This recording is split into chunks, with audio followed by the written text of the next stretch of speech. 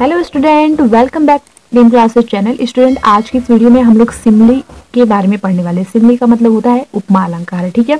तो आप जानते ही हैं कि हिंदी में भी उपमा अलंकार होता है, हिंदी में भी अलंकार होते हैं और इंग्लिश में भी अलंकार होता है, ठीक है। फिगर ऑफ स्पीच तो एग्जाम में कई बार पूछा है, और अगर आपको इंग्लिश में अच्छे मार्क्स लाने हैं तो आई एम श्योर कि आपको पता होगा कि फिगर ऑफ स्पीच कितना ज़्यादा महत्वपूर्ण है और हमेशा पूछता है फिगर ऑफ स्पीच, ठीक है। तो इसलिए हमें फिगर ऑफ स्पीच के जितने भी सारे पॉइंट हैं उनको अच्छे से पढ़ना है, ठीक है। तो चलिए वीडियो को स्टार्ट करते हैं। तो देखिए स्टूडेंट, एग्जाम में आपको डेफिनेशन इसकी पूछेगा और 2 एग्जाम्पल्स पूछेगा, ठीक है। 2 आपको उदाहरण पूछेगा और आपको बताना पड़ेगा। तो आज के इस वीडियो में मैं आपको सिमली का जो कॉन्सेप्ट है ये खत्म कर दूंगी और अगले वीडियो में हम लोग मेटाफर के बारे में पढ़ेंगे, ठीक है।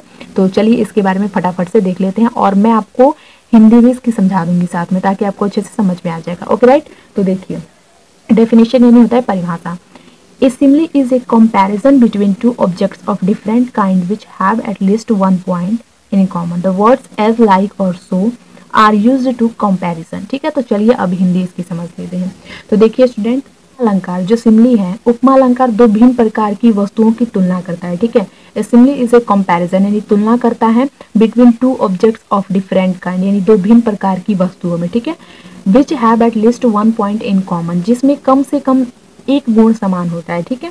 क्या होता है? एक गुण समान होता है। इन कॉमन यानी एक गुण समान होता है। द वर्ड्स एज, लाइक और so are used to comparison.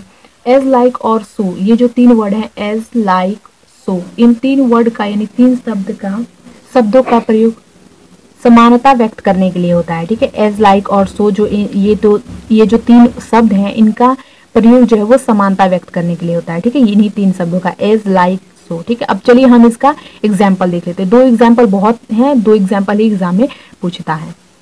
First number है कि आई वॉन्डरेड लॉनली एज ए क्लाउड, यानी इसमें कह रहा है मैं एक बादल की तरह अकेला रहता हूँ। क्लाउड यानी होता है बादल, ठीक है। तो यहाँ पर एज शब्द का यूज हुआ है, एज वर्ड का यूज हुआ है जो कि समानता व्यक्त करता है। यानी जो मैं हूँ, मतलब यहाँ पर कह रहा है कि मैं एक बादल की तरह, किसकी तरह? एक बादल की तरह। तो समानता व्यक्त किया बादल की तरह, घर में अकेला रहता हूँ, ठीक है।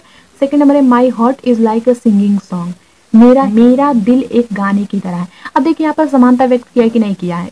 यहाँ पर दिल जो है उसकी समानता व्यक्त किया किससे? गाने की तरह, कि मेरा दिल एक गाने की तरह है, ठीक है। तो इसलिए ये एज, लाइक, सो ये 3 वर्ड जो है ये समानता व्यक्त करते हैं।